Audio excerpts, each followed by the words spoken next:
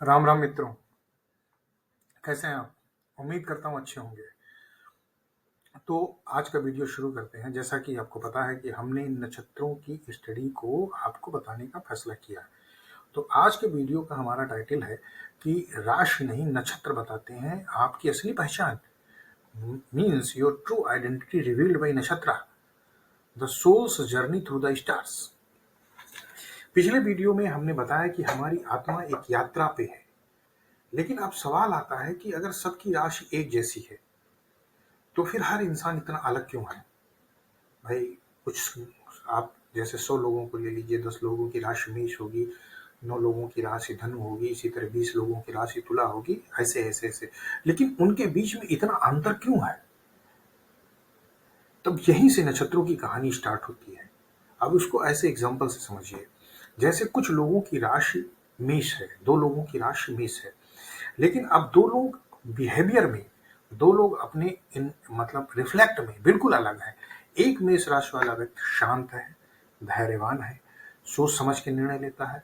दूसरा मेष राशि वाला व्यक्ति गुस्सैल है, चिड़चिड़ा है, हड़बड़ी में निर्णय लेता है। तो ये जो चेंज आ रहा है, जो अंतर आ रहा है, वो क्या है? यहीं से नक्षत्रों की कहानी स्टार्ट होती है।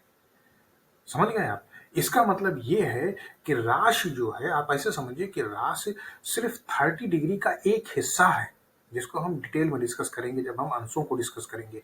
लेकिन नक्षत्र उस हिस्से का माइक्रो लेवल मैप है, जिसको हमने फाइन ट्यून टारगेट कहा है। यानी राशि आपको बाहर से दिखती है, आउटर पेरिफेरी में जो चीज दिखती है वो राशि है, लेकिन नक्षत्र बताता है कि आपकी आत्मा, आपकी सोल इनसाइड कैसी है। समझ गए आप? इसको मैं एक एग्जांपल से समझाता हूं। ऐसे समझिए कि जैसे कार है, ठीक है, वो राशि है, लेकिन उस कार का जो ड्राइवर है वो नक्षत्र है। अगर ड्राइवर चेंज हो जाएगा तो कार बिल्कुल अलग तरीके से चलेगी। उसी तरह से आपके जन्म नक्षत्र तय करते हैं कि आपका स्वाभाविक गुणधर्म इनसाइड कैसा होगा, और जो इनसाइड होगा वही आपके चेहरे से रिफ्लेक्ट होगा। जैसे आप ऐसे समझिए कि कहा जाता है कि जैसे फूल है, जैसे मान लीजिए गुलाब का फूल है, अब महकता है, ठीक है, तो उसके पास से राजा गुजरे, रंग गुजरे, वो उसका काम है खुशबू देना, क्योंकि वो इनसाइड से उसके अंदर खुशबू है। समझिए ना, समझिए? तो इनसाइड से जब आप ऐसे जैसे होंगे, वैसा ही रिफ्लेक्शन आपका आउटर वर्ल्ड में आएगा। ठीक है, इसीलिए हमारे वैदिक एस्ट्रोलॉजी में कहा गया है कि moon is the king of the mind, चंद्रमा मनुष्यो जाता। मतलब चंद्रमा जो है मन का कारक है। अब जो मून जिस नक्षत्र में बैठता है, वैसी ही आपकी सोच, आपकी फीलिंग, आपकी हैबिट्स, और वैसे ही आपका लाइफ का पैटर्न बनता है। नक्षत्र जो है सिर्फ आपका स्वभाव ही नहीं बताते कि आपकी क्वालिटीज बताएं। नक्षत्र ये तक बताते हैं कि आप किस तरह के लोगों से मिलेंगे, या किस तरह के लोगों से मिलना आप पसंद करेंगे, किस चीज में आपकी नेचुरल स्ट्रेंथ है, किस चीज में आपकी नेचुरल पोटेंसी है, प्लस आप किन चुनौतियों का अपने जीवन में सामना करेंगे और उन चुनौतियों से निपटेंगे कैसे। और साथ ही साथ मेन जो नक्षत्रों का जो स्टडी है, वो इसलिए किया जाता है कि आपकी आत्मा इस जीवन में क्या लर्न करने आई है। यही कारण है कि एंशियंट एस्ट्रोलॉजी में, क्योंकि एंशियंट एस्ट्रोलॉजी में लाइफ का मोटो साल्वेशन होता था, मोक्ष होता था, इसीलिए वो ग्रहों पे नहीं डिपेंड करते थे, वो नक्षत्रों के पैटर्न पे डिपेंड करते थे। और मॉडर्न जीवन में इस जीवन का, करंट जीवन का भोग बहुत इंपॉर्टेंट हो गया है।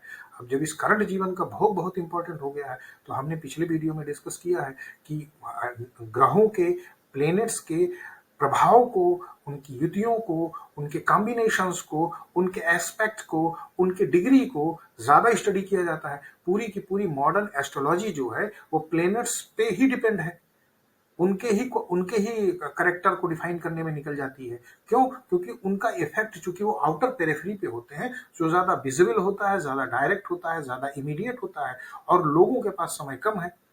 अब कौन, अब इस आप अपने आसपास देख लीजिए, कौन चाहता है कि वो जो है उसको मोक्ष चाहिए, या उसको जो है साल्वेशन चाहिए, या वो अपने जो है आखिरत का काम कर रहा है, या अपने अगले जन्म का काम कर रहा है, कौन चाहता है? वो चाहता है कि ये इस जीवन में सुखी रहें, ये सोच है। इसीलिए मॉडर्न एस्ट्रोलॉजी, भाई कोई भी विद्या जो है वो समाज में जिस तरह की मांग होती है उसी तरह की स्टडी से डेवलप होती है। तो आज के डेट में नक्षत्रों की स्टडी लगभग नगण्य हो गई है, और इसलिए नगण्य हो गई, इसलिए किसी भी प्रॉब्लम का जो सोल्यूशन है वो परमानेंट नहीं मिलता। आज आप प्रॉब्लम में है, थोड़ा फिक्स कर लिया, गाड़ी चल गई, फिर कल को प्रॉब्लम में है, थोड़ा फिक्स कर लिया, फिर गाड़ी चल गई। ऐसे ही चलता रहता है। अब पूरे जीवन भर ऐसे चलते रहते हैं।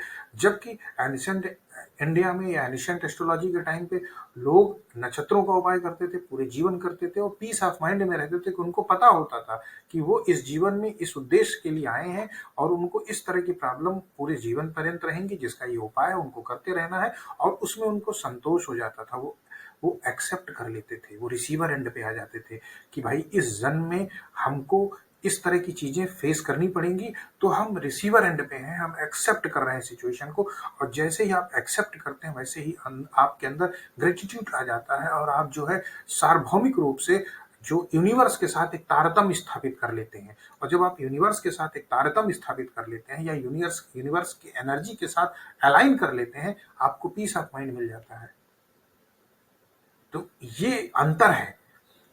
राशि जो है, जोडियक साइन जो है, पाथ दिखाती है, वो पाथ दिखाती है, लेकिन जो स्टार्स हैं या जो नक्षत्र हैं, उस रास्ते पे चलने वाले आत्मा की कहानी को बताता है। तो हमारे साथ इस यात्रा पे बने रहिए। मैं आपको एश्योर कर देता हूँ बिल्कुल भी कि आप हमारे सारे वीडियोस को, नक्षत्रों के बारे में हम जो बना रहे हैं, अगर आपने देख लिया, सुन लिया, तो आप कुंडली को और अपने लाइफ को एक नए नजरिए से देखने लगेंगे। इस बात की मैं आपको एश्योरेंस देता हूँ। और दूसरी बात यह है, उपाय, जीवन को खुश बनाना, ये सब इसमें शामिल है। आप बिल्कुल भी टेंशन ना लीजिए, हमारे साथ बने रहिए। अगर आपको अच्छा लगता है तो हमारे चैनल को सब्सक्राइब करिए, हमारे चैनल को जो है लाइक करिए, हमारे वीडियो कंटेंट को प्रमोट करिए, और मेरा काम यह है कि मैं आपको निराश नहीं करूंगा। तो राम राम, फिर मिलेंगे एक नए वीडियो के साथ। जय श्री राम।